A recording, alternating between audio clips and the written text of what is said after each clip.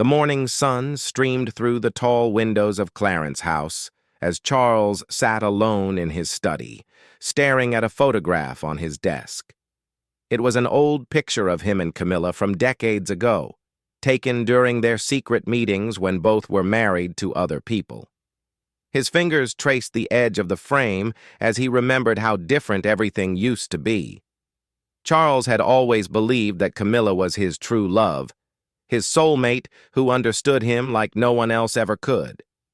They had met in the early 1970s, and despite all the obstacles that life threw at them, he never stopped believing they were meant to be together. Even when he married Diana and she married Andrew Parker Bowles, Charles held on to the hope that someday they would find their way back to each other, that someday had come when they finally married in 2005. Charles thought he had found his happy ending at last. Camilla became his duchess, his companion, and his closest advisor. She stood by his side through royal duties, family dramas, and the long wait for his turn to become king. For years, everything seemed perfect between them. But lately, things had started to change in ways Charles never expected. The first sign came during a charity event 3 months ago. Charles was giving a speech about environmental conservation when he noticed Camilla checking her phone repeatedly, barely paying attention to his words. When he asked her about it later, she brushed off his concern with a casual comment about staying in touch with friends. The phone checking became more frequent. During their private dinners, Camilla would excuse herself to take calls that she claimed were about her book club or her daughter's wedding plans. Charles began to notice that these conversations always happened in another room, behind closed doors. When he tried to join her or ask about the details, Camilla would quickly change the subject. Their conversations, which once flowed easily about everything from politics to gardening, became shorter and more distant. Camilla seemed preoccupied, her mind always elsewhere even when they were sitting together. Charles found himself talking to someone who was physically present but emotionally absent. The situation became worse during their last official trip together. They were visiting Scotland for a series of royal engagements, staying at Balmoral Castle. Charles had planned special moments for them to reconnect, including a private picnic by the lake where they used to walk together in the early days of their relationship. But Camilla spent most of the trip on her phone, taking mysterious calls and sending text messages.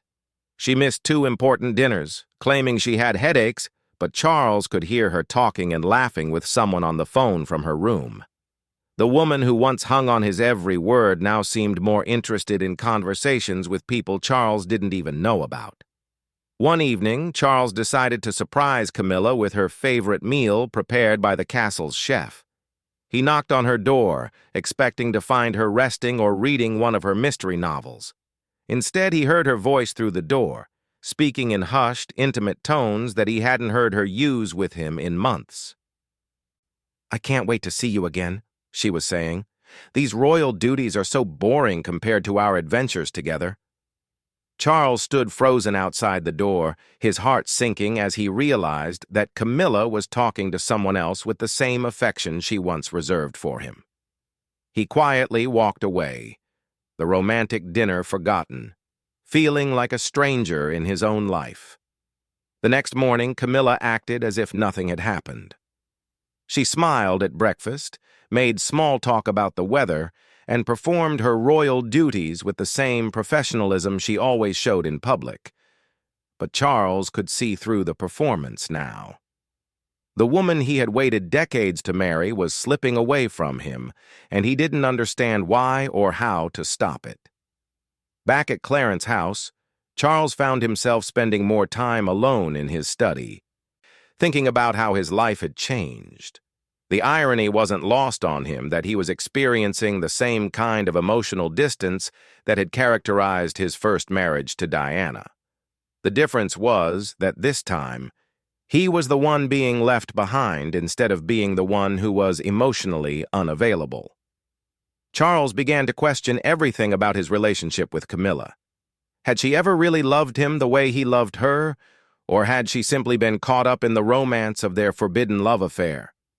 Was she staying with him now out of duty and royal obligation rather than genuine affection? The questions haunted him during sleepless nights when Camilla slept peacefully beside him, seemingly untroubled by the growing distance between them. He started paying closer attention to Camilla's behavior, hoping to understand what was happening to their marriage. He noticed that she had new jewelry that he hadn't given her, expensive pieces that she claimed were gifts from her children. She had started wearing different perfume, something lighter and more youthful than the classic scents she had always preferred. Her clothes had become more fashionable, more contemporary, as if she was trying to appeal to someone with different tastes than his.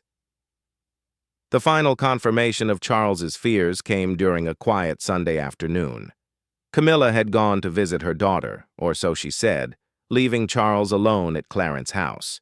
He was walking through the garden when he heard her phone buzzing on the table where she had accidentally left it. Without thinking, Charles glanced at the screen and saw a text message from someone named M that made his blood run cold. "Can't stop thinking about yesterday. When can we meet again?" Charles felt his world crumble as he realized that his worst fears were true. Camilla, the woman he had loved for over 30 years, the woman he had risked everything to marry, was having an affair. The cruel irony of the situation hit him like a physical blow.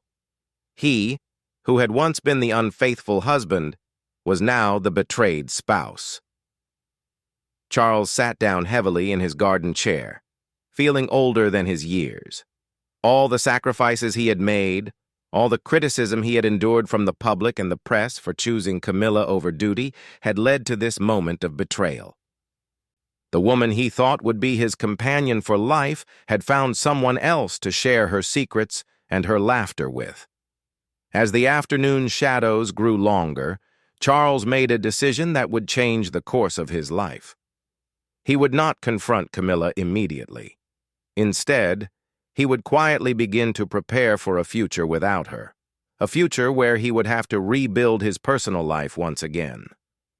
But this time, he would be more careful about where he placed his trust and his heart.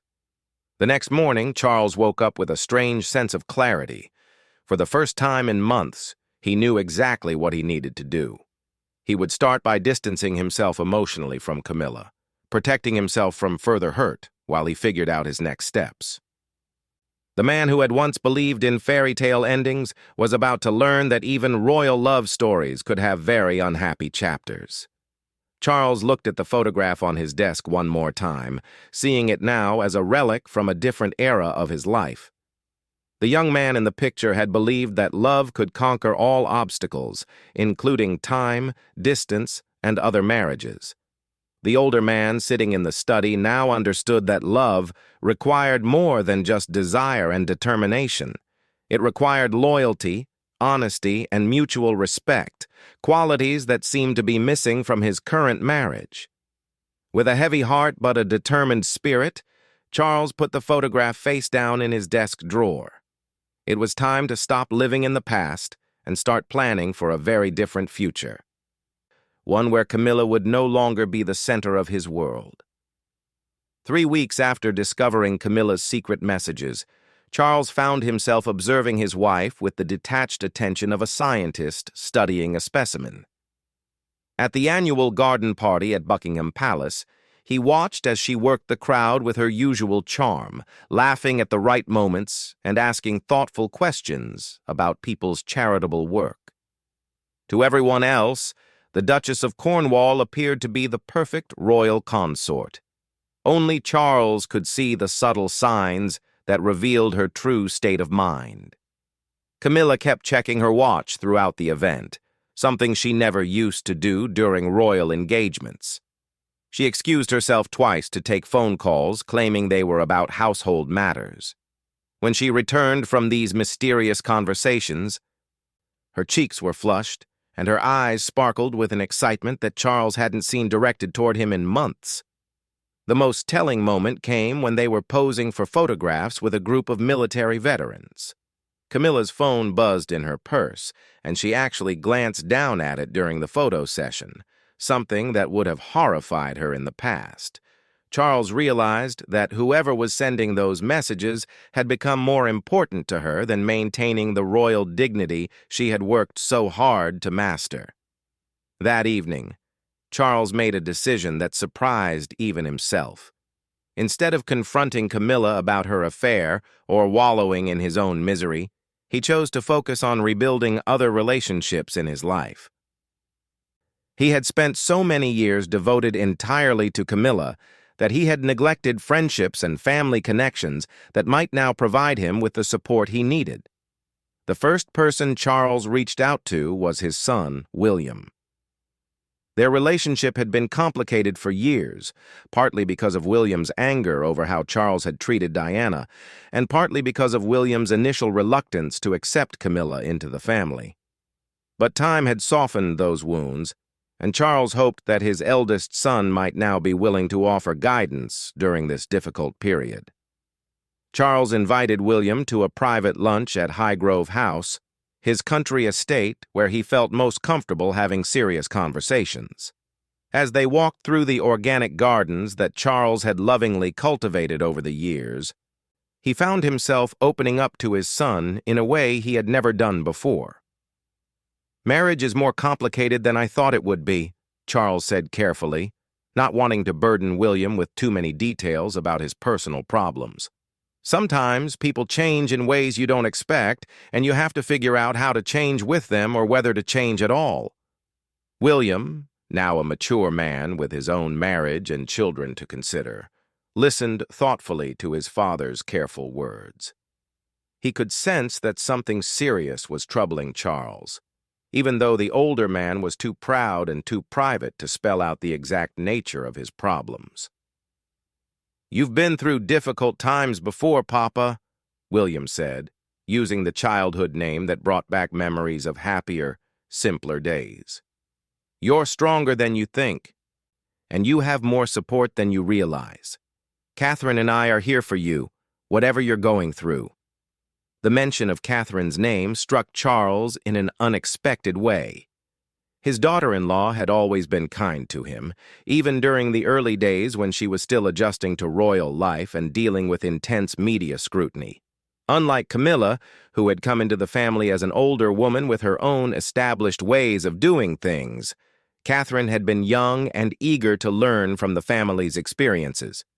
Over the years, Charles had watched Catherine grow from a nervous young woman into a confident princess who understood both the privileges and the responsibilities of royal life. She had handled every challenge with grace, from her early struggles with morning sickness during her pregnancies to the intense public interest in her every outfit and public appearance. What impressed Charles most about Catherine was her genuine warmth and her ability to make everyone around her feel comfortable and valued. She remembered details about people's lives, sent personal notes when someone was going through a difficult time, and always seemed genuinely interested in the charitable causes she supported. In many ways, she reminded Charles of the best qualities his mother had possessed, combined with a modern understanding of how to connect with ordinary people. Charles began to realize that while he had been focused on trying to make his marriage to Camilla work, he had missed opportunities to develop a closer relationship with Catherine. She was, after all, the future queen consort, the woman who would one day stand beside William as he took on the responsibilities that Charles himself was still waiting to inherit. A week later, Charles made an unprecedented decision. He called Catherine directly rather than going through William and asked if she would join him for tea at Clarence's house. Catherine was surprised by the invitation, since she and Charles usually interacted at family gatherings rather than in private one-on-one meetings, but she graciously accepted. On the day of their meeting, Charles found himself more nervous than he had expected. He realized that despite knowing Catherine for over a decade, he had never really taken the time to get to know her as an individual rather than as William's wife and the mother of his grandchildren. Catherine arrived at Clarence's house looking elegant but approachable in a navy blue dress that Charles recognized as one of her favorite pieces. She had always been thoughtful about her clothing choices, understanding that what she wore sent messages about the monarchy's values and accessibility. "Thank you for inviting me, Charles," Catherine said as they settled into comfortable chairs in his private sitting room. "It's nice to have some quiet time together." Charles was struck by the genuine warmth in her voice. There was no artifice or calculation in her manner, no sense that she was performing for him or trying to impress him. She was simply being herself, something that had become increasingly rare in his interactions with Camilla. They began by talking about the children, Prince George, Princess Charlotte, and Prince Louis, who brought enormous joy to Charles's life as a grandfather. Catherine shared amusing stories about their latest adventures and concerns about balancing their need for normal childhood experiences with the inevitable public attention they would face as they grew older. "George asked me yesterday why some children can play outside without people taking pictures of them," Catherine said with a slight smile. "I'm still working on how to explain that one in a way that doesn't make him feel like he's missing out on something important." Charles appreciated both the humor and the underlying seriousness of Catherine's comment.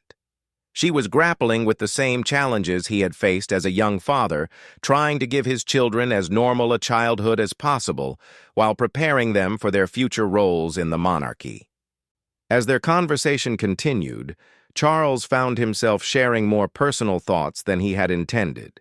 He talked about his hopes for the monarchy's future, his concerns about staying relevant in a rapidly changing world, and his desire to make a positive difference during whatever time he had as king. Catherine listened attentively, asking thoughtful questions and offering insights that showed she had been thinking seriously about these issues herself. Charles was impressed by her intelligence and her intuitive understanding of the monarchy's role in modern British society. "I think people want to feel connected to something larger than themselves," Catherine said when Charles asked for her thoughts on how the royal family could remain meaningful to ordinary citizens.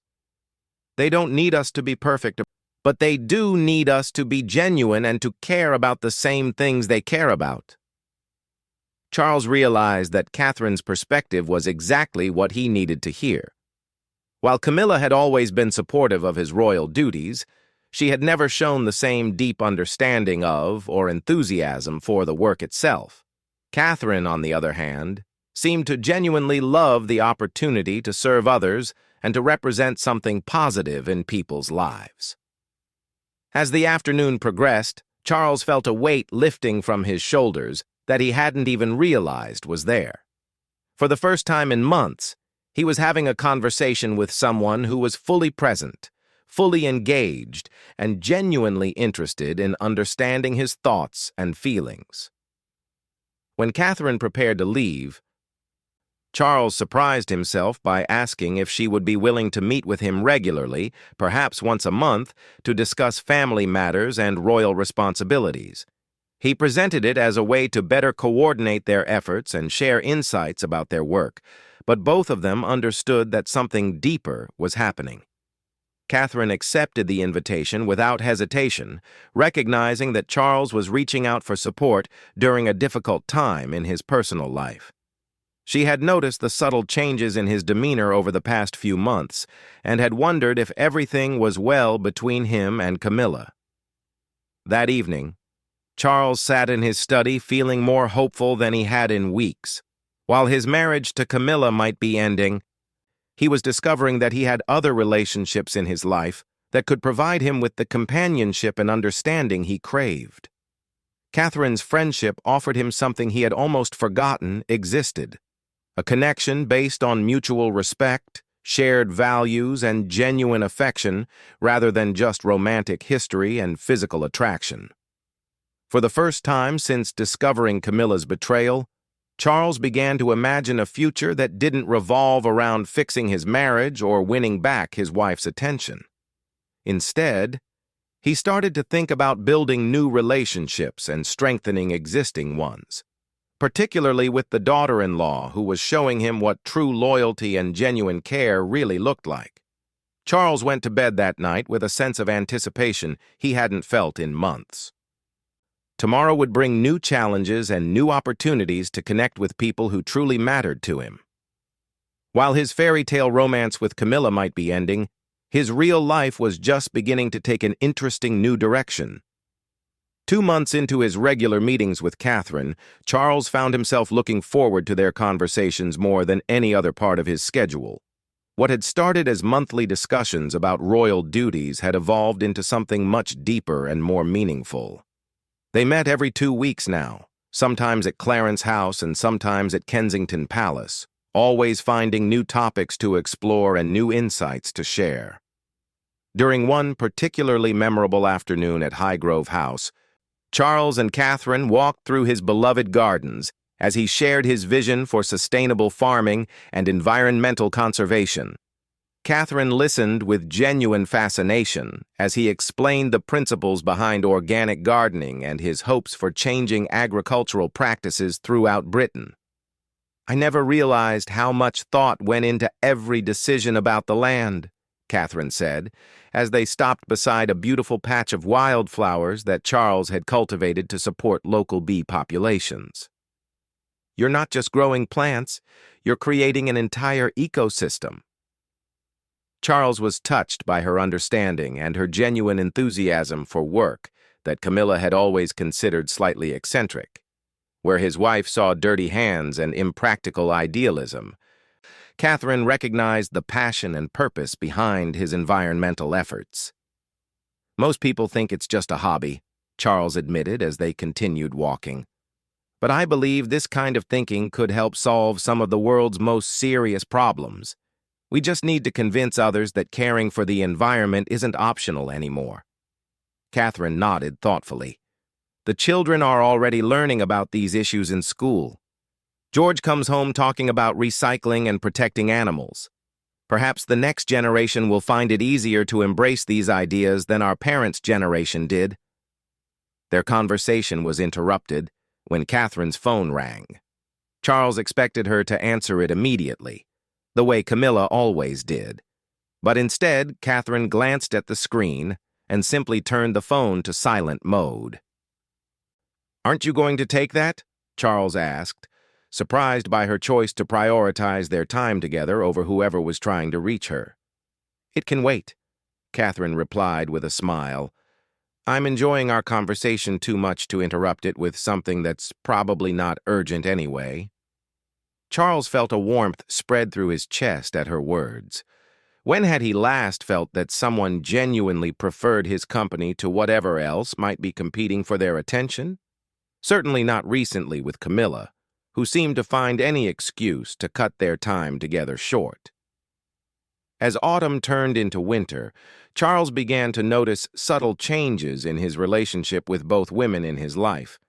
His conversations with Catherine became increasingly personal and intimate, while his interactions with Camilla grew more formal and distant. They were still sharing a home and maintaining their public appearances together, but Charles had emotionally withdrawn from the marriage in ways that Camilla seemed too distracted to notice. The contrast became most obvious during the Christmas season at Sandringham. The entire royal family gathered for their traditional celebrations, and Charles found himself paying close attention to how differently the two women navigated the family dynamics. Camilla performed her duties perfectly, engaging in polite conversation with family members and participating in all the required activities. But Charles could see that she was going through the motions, her mind clearly elsewhere. She checked her phone constantly, excused herself for mysterious phone calls, and seemed to count the minutes until she could escape back to her private quarters. Catherine, on the other hand, threw herself wholeheartedly into every aspect of the family gathering. She helped organize activities for the children, engaged in lengthy conversations with the Queen about family history, and made sure that everyone felt included and comfortable. Charles watched her carefully orchestrate a complex game of charades that had 3 generations of royals laughing together, something that wouldn't have happened without her gentle leadership. On Christmas morning, Charles received a gift from Catherine that surprised him with its thoughtfulness. It was a first-edition book about sustainable agriculture, something she had found at a rare book dealer in London. The inscription inside read, "For Charles, whose vision for the future inspires everyone around him. Thank you for sharing your passion and your wisdom." "With admiration and affection, Catherine." Charles read the inscription several times, moved by the genuine sentiment behind her words. When he looked up to thank her, he found Catherine watching him with a warm smile that made him feel appreciated in a way he hadn't experienced in months. In contrast, Camilla's gift to him was expensive but impersonal. A watch that any wealthy woman might buy for any man in her life. There was no inscription, no personal touch. Nothing that suggested she had put any thought into what would truly please him. Later that evening, as the family gathered for their traditional Christmas dinner, Charles found himself seated between his mother and Catherine. The Queen, now in her 90s but still sharp and observant, leaned over during the soup course to make a quiet comment. "Catherine seems to bring out the best in everyone," the Queen said softly, her eyes twinkling with affection as she watched her granddaughter-in-law help Prince Louis with his napkin. "She has that special quality that makes people want to be their better selves." Charles followed his mother's gaze and realized that she was right. Catherine had a gift for making everyone around her feel valued and understood. She remembered personal details about people's lives, celebrated their achievements, and offered comfort during difficult times. These weren't calculated gestures designed to advance her own interests. They were expressions of genuine care and empathy. "She does indeed," Charles agreed, feeling a surge of gratitude for the friendship Catherine had offered him during his darkest months. "William is very fortunate to have found such a remarkable partner." The Queen gave him a meaningful look that suggested she understood more about his current situation than he had realized.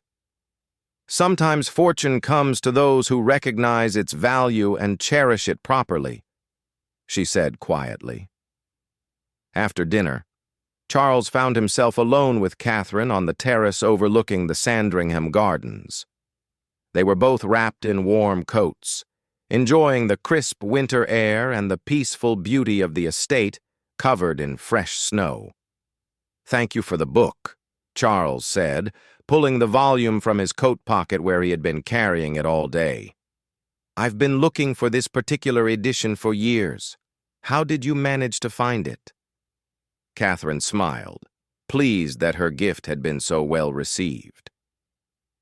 "I asked William about the kinds of books you collect, and he mentioned that you had talked about this author during one of your garden walks.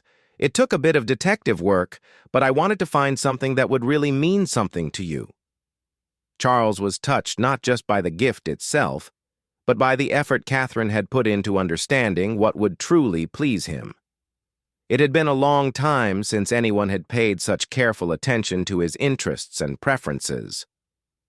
"You have a gift for making people feel seen and valued," Charles said, echoing his mother's earlier observation. "It's a rare quality, and I want you to know how much your friendship has meant to me this year." Catherine turned to face him more directly, her expression growing serious. "I hope you know that you can always count on my support, Charles.